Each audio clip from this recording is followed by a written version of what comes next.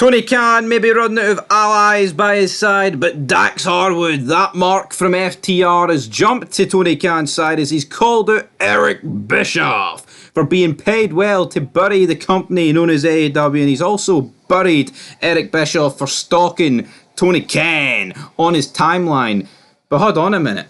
Doesn't Dax Harwood have to stalk Eric Bischoff's timeline to realise that Bischoff's stalking Tony Khan on his timeline?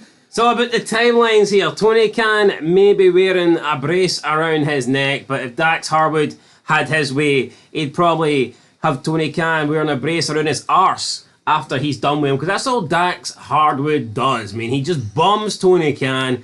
I guess it makes sense. Tony Khan is the guy that's making all these bums, all these vanilla midgets, all these indie wrestlers. He's making them millionaires, so is it really a surprise Dax Harwood is going to come out and defend the guy that signs his checks? Probably not. Probably not, but it all started with a tweet from some guy called Michael Weir. Now, I don't know who he is, but he's not a wrestler. He doesn't have the blue tick, but this is what he said. He said, basically, AEW will be profitable when they get their new media deal, much like TNA did when they got their deal with Spike, I believe. Only thing that bothers me is that they are just estimates. Only Tony Khan and his team know if they have turned a profit. Bischoff then replied to this and said, if AEW was profitable, everyone in the company would be singing like the cast from Glee.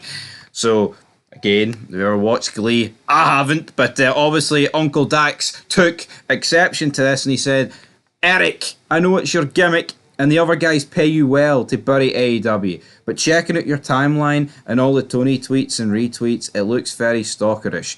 Netflix Baby Reindeer would do you a bit of good, my brother in Christ. End of tweet there. So, which basically Dax Harwood is saying here is that WWE pay Eric Bischoff to bury AEW. Now, how can anybody, right, in AEW, like Dax Harwood, accuse WWE of paying Eric Bischoff when we all know that Tony Khan is paying Dave Meltzer, Brian Alvarez, and the rest of those marks like Sean Ross Sapp? Like, come on, how hypocritical is that? WWE's not paying Eric Bischoff to bury AEW. If he's getting paid, it's a Legends contract, not to bury a shit company. No, Bischoff's just a straight shooter and he tells it how it is. All these other guys kiss the ass of Tony Khan, kiss the ass of AEW. Meltzer's done it since day one. Now, he's done it a little bit less since Triple H took over WWE. But the McMahon days, I mean, Meltzer, you'd have thought Meltzer was the owner of AEW. How much he bum-licked it. Yep, he was bum-licking it to the core. Now, Eric Bischoff responded to this and he says the chunky little monkey that studies my timeline, that's weird. End of tweet. He did go on to say about Dax Harwood ain't a draw and he's like the definition of mid. I agree with that. Well, how can you disagree with that? Yes, Dax Harwood is nothing. He's like he's like an old school wrestler. What? Someone boring with a fucking personality and a character? I think that's harsh on the old school guys. It sounds about right. I mean, come on, Dax Harwood's idol's Bret Hart. And he's like Bret Hart, but without everything that made Bret Hart interesting. Yeah, and the problem is, though, like... The shittest version of Bret you could possibly get. Dax Harwood is just a guy that wrestles tag team matches on Collision. And tag team matches don't draw. No, they don't draw. See if you're good, though, you wouldn't be... See if you're really a top draw, you're not in a tag team. That's the God's honest truth.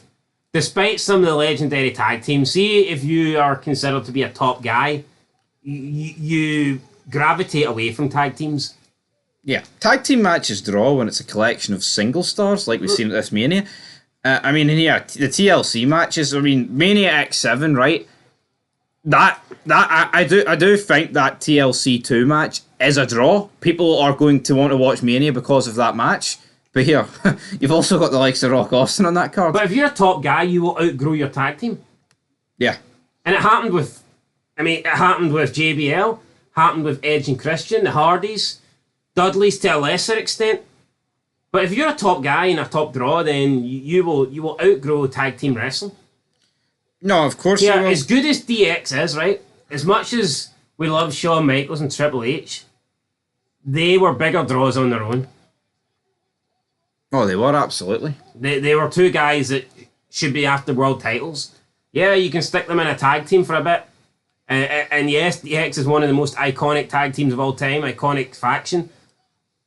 But if you're a top guy, the end goal has to be singles wrestler going for a world championship, and Dax Harwood will never be that.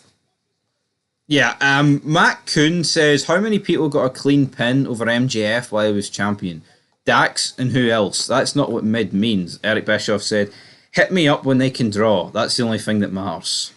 So this guy thinks that getting a pinfall over MJ fucking F is the definition. So what, if you beat MJF, you're all of a sudden great, you're a legend? I mean, Fandango beat Jericho at Mania. How'd that go for him? He's about as mid as you can possibly get. And Jericho's about as mid as you can possibly get these days. I mean, come on. Like, who are we trying to kid here? It's like Nathan Jones worked a big-ass program with Undertaker. What is he?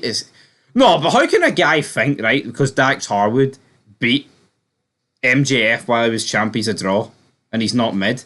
And I'm pretty sure when he beat MJF, was that not when MJF and Adam Cole were tag champs and MJF was injured? I believe so, yes. Yeah, so it's not like he beat him clean. Wasn't it like he took him on for the world title and beat him? Yeah, I mean, Dax Harwood, honestly, him and his wee tag team buddy, I can't remember his name because he's a boring bastard. Cash Wheeler. They've got no physique. They're just too Cash flabby. Wheeler, like, I'll never forget. For me, the biggest thing he's ever done in wrestling was attack that guy that was already in cuffs, and that was such a coward fucking move. Yep. The guy that attacked Brett at the Hall of Fame. And Cash Wheeler waited until the guy got handcuffed, then he came over and punched him. And this is a pro wrestler. Yeah, it was the guy in Arsehole for jump. Like, I'm not saying if you get to the guy first, throwing a few punches, but the situation was already dealt with. No, but the problem... Cash Wheeler walked over and punched the guy while see he if the guy, right, had, like, actually, battered Bret Hart or killed him, God forbid, right, then I think fair enough. Maybe if he'd have done that, this guy could have focused his attention on him instead of Goldberg. But, yeah... But no, Brett could have fucking spent the next 20 years talking about this guy that jumped me at the Hall of Fame. But see, when this guy attacked the guy that attacked Brett at the Hall of Fame, like he hits like 3 punches in him, right? Gets him in a headlock as the guy's handcuffed, and he almost like looks for recognition immediately. Look what I done, look at me. Oh. No, it was fucking pathetic. If Cash Wheeler wants to avenge Bret Hart so bad, why doesn't he go and fight Goldberg? No, but seeing you look at people who've jumped in the ring. I wouldn't mind seeing that. I would mind to see it, but see when Guerrero, right, batters the fan when he enters the ring. See when Triple H does it and other people, and like Scott Hall, Kevin Nash. See when they did that, did they look to the camera for oh, look at me, I battered the fan? No, they didn't. Just them putting the fan in their place. They were fucking pissed that the fan get in. This guy is like, actually like, oh, look at me, I battered the guy that hit Brett. Pathetic. No, they're all pathetic. They're pathetic, man. That's what Eric Bischoff said, though, in terms of the mid tweet. He said, don't be so hard on him. He's as mid can get. He knows it. He's flailing away, trying to prove his loyalty so he can hold on to that bag as long as possible. That's what it is. He knows that being a Walmart greeter is his next stop. Bischoff's hit the nail on the head here. Bischoff knows the score. These guys will come out and they will defend Tony Khan vigorously because they know he is the guy that pays their paychecks and they don't deserve a fraction of the money that they're getting. They know without AEW, they would be on the indies having to try and wrestle 7 days a week in order to try and make ends meet.